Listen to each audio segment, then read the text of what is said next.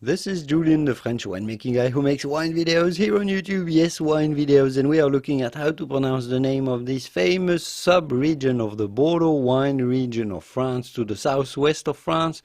The Graves area is in the south of the city of Bordeaux on the left bank. And how do you go about pronouncing this? Well, with the typical French pronunciation, you have to say Graves.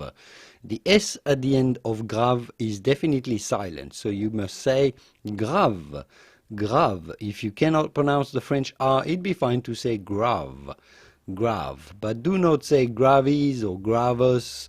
No, just grave, grave.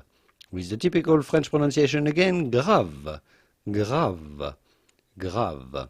I hope this video was useful. Here is a video listing the top 20 Bordeaux wine appellations, the top 20 Bordeaux wines that you should absolutely nail the pronunciation of.